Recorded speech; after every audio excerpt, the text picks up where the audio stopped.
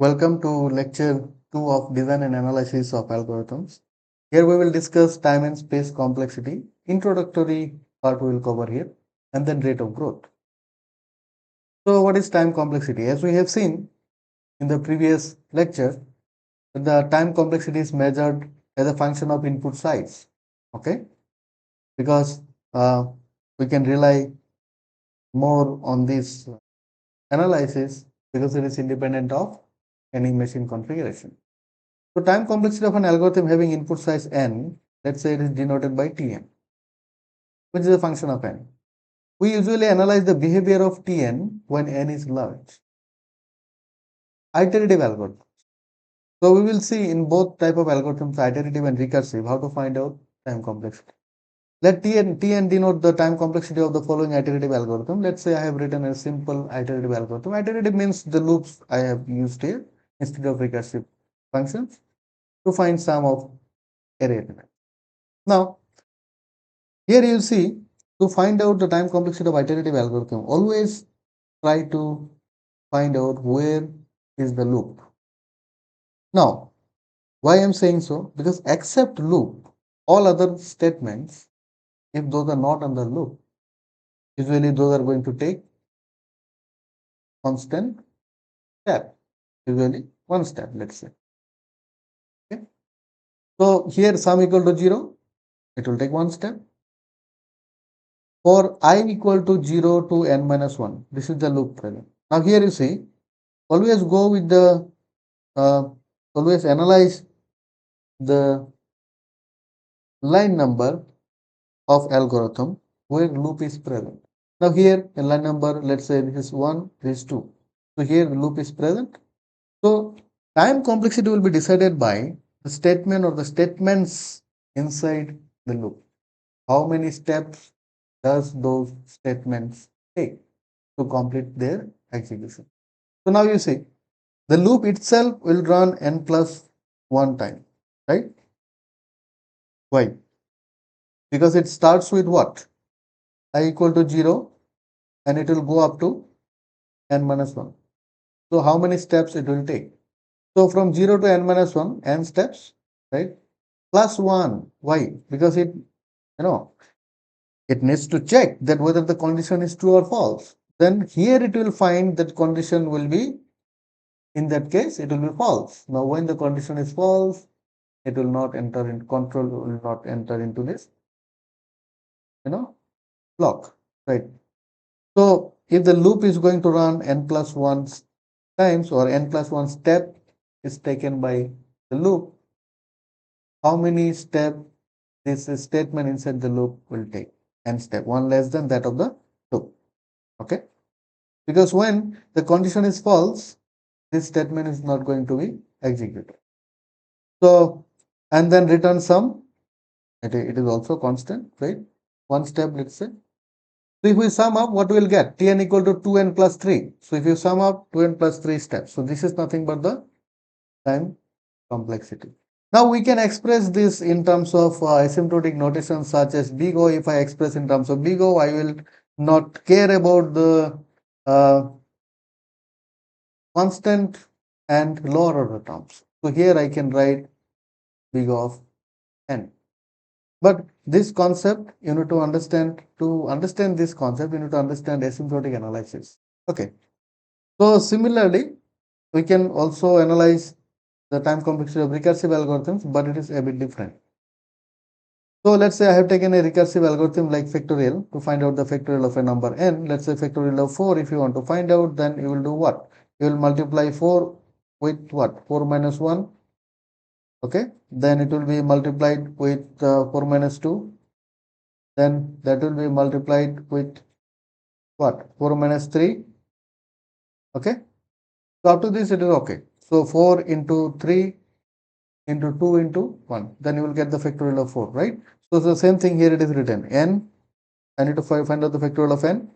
And then recursive multiplication, you see, the same thing I am repeating. Just I am, reducing the input size. So here is a factorial n minus 1. Earlier it was n.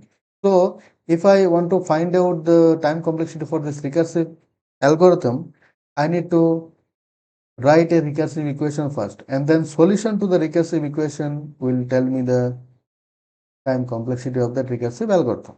Okay, so now how can I write? So let's say Tn denote the time complexity of this recursive algorithm. So Tn is C. I can simply write.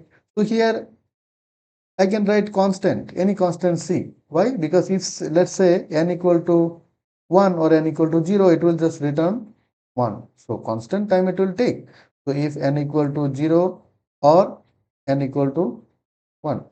Otherwise, first of all, I will check this one, yes, and then I will go to the else part. So let's say that, for checking, let's say now I am spending, the constant time that is denoted by A. So that is added with what? The recursive call is there. In place of this factorial, you can think about this T.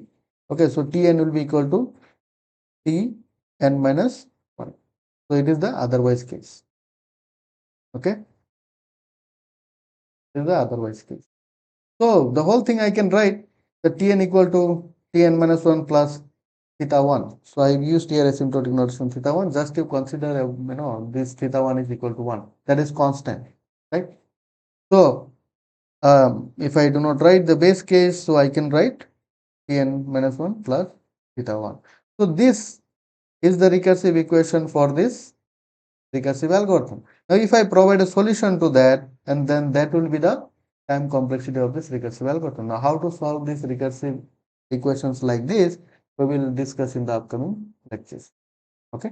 Now similarly, if I talk about space complexity of an algorithm having input size n, it can be denoted using Sn equal to C plus Sn, very important. Now here this C is what the constant part, that is space taken by input and output variables, that is fixed part. We can change this with the technology that we have had, okay, till date.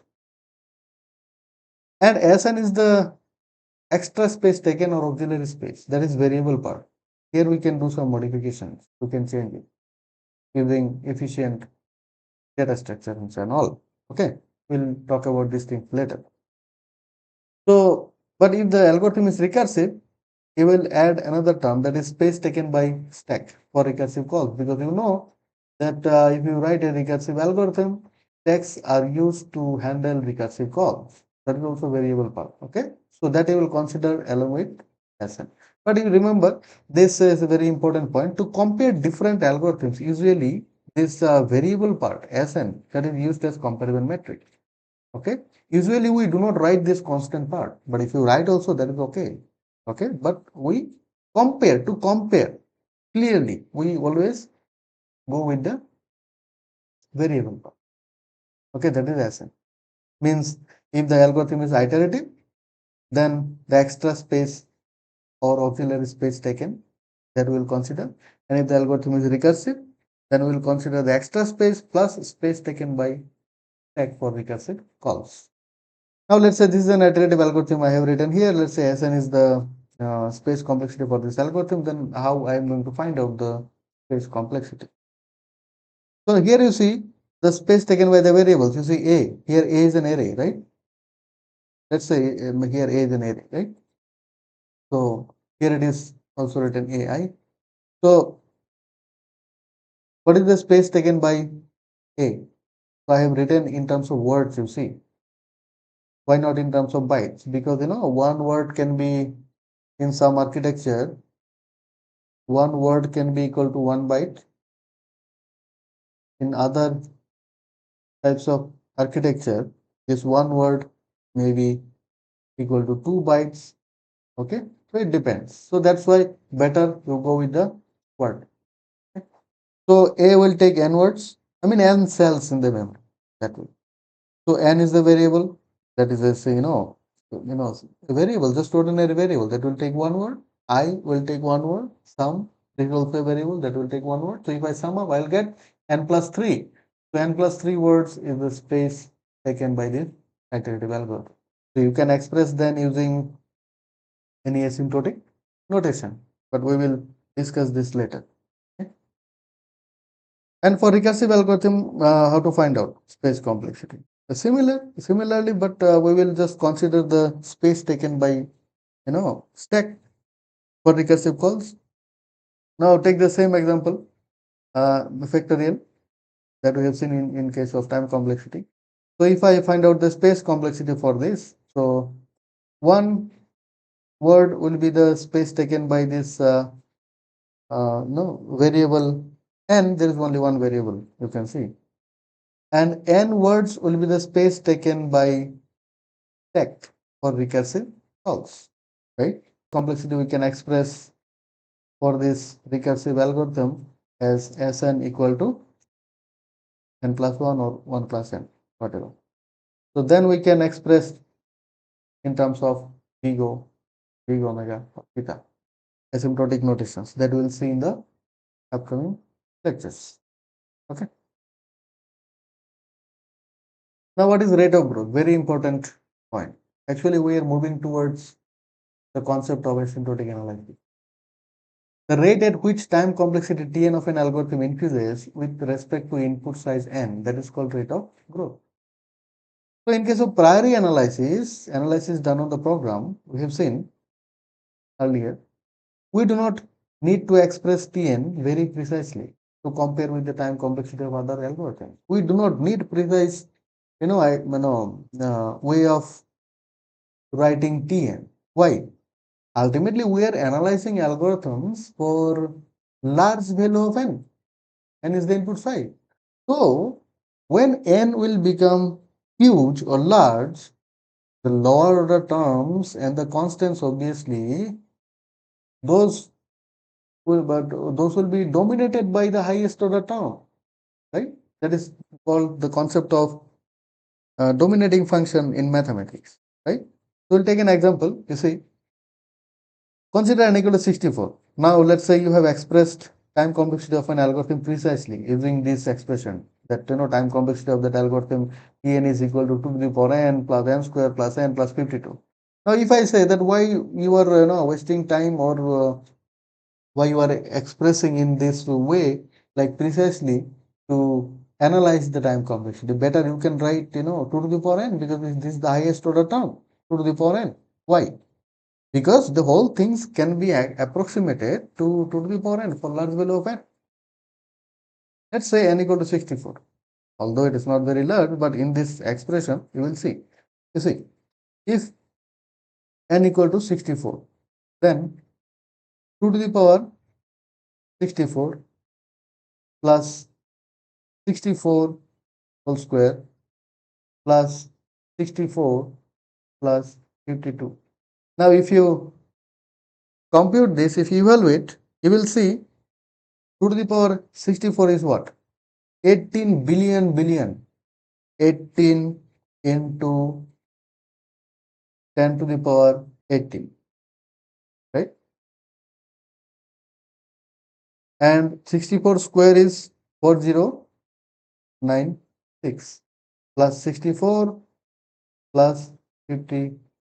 Now, here you see, with this value, is there any comparison with this value? For 4096, 64 and 52? No, because it is 18 quadrillion, 18 billion billion. So we can approximate the whole thing to the highest order term, because we will analyze for large values of n. So this can be approximated to 2 to the power n. So always we should write the highest order term for better analysis. Clear picture will get.